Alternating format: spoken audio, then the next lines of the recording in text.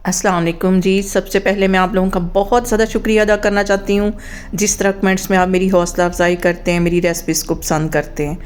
और मूली का मौसम आते ही तकरीबन हर घर में ही मूली वाला पराठा बनता है। आज मैं इसको बड़े डिफरेंट तरीके के साथ बनाऊँगी।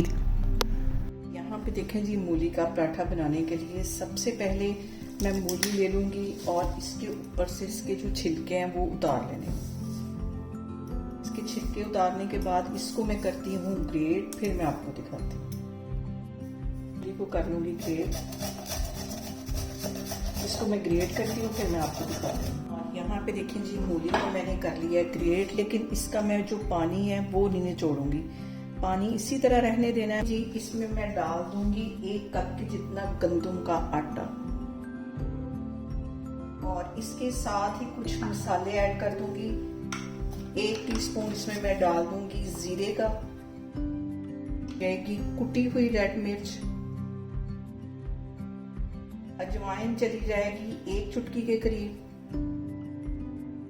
और हल्दी जो है ये भी 1 चुटकी के करीब चली जाएगी अच्छे कलर के लिए।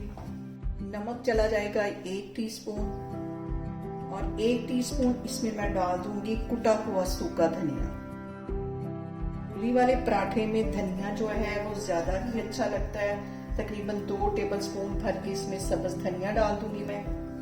बारीक कटा हुआ प्याज 2 टेबलस्पून के करीब ये चला जाएगा।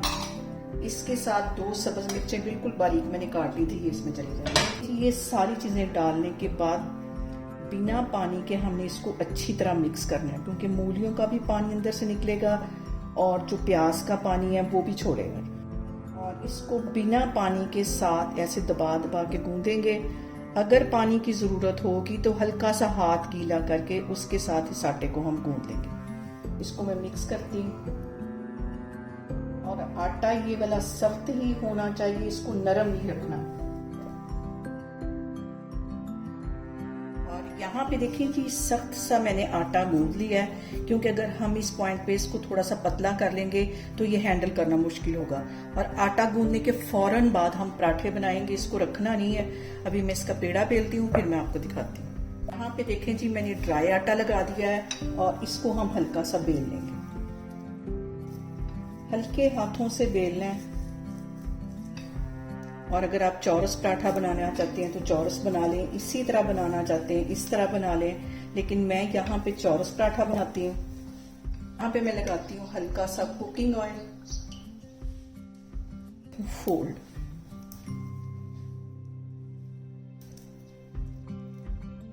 थोड़ा सा कुकिंग ऑयल लगाना है और ऐसे इसको फोल्ड कर लेना है। अब इसको हम बेल लेते हैं। चौरस पेड़ा हमारा तैयार है। अब इसको मैं बेलती हूँ, इसको हल्के हाथों से हम बेल लेंगे।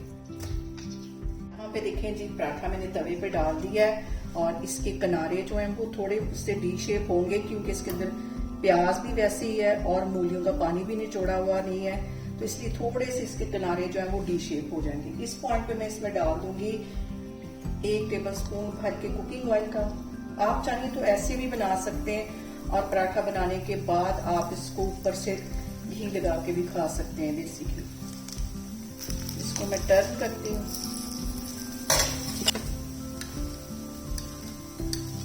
हमेशा की तरह एक ही बात कि खाने को हम जितनी मोहब्बत और चाहत से बनाएंगे, खाना हमारा उतना ही टेस्टी बनेगा। दोनों साइडों से हमारा जो पराठा है वो पक गया है। इसको मैं प्लेट में निकालती हूँ। दूसरा पराठा भी इसी तरह बनाती हूँ। और यहाँ पे देखें जी, दूसरा पराठा जो है वो मैंने गोल शेप में बनाया है, एक चौरस शेप में बनाया है, और 1 कप आटे के साथ यहाँ पे 2 पराठे बन गए बड़े साइज के। दोनों साइडें इसकी अच्छी तरह क्रिस्पी हो गई हैं। इसको मैं करती हूँ डिश आउट, फिर मैं आपको दिखाती हूँ। यहाँ पे देखें जी, ऊपर मैंने लगा दिया है देसी घी।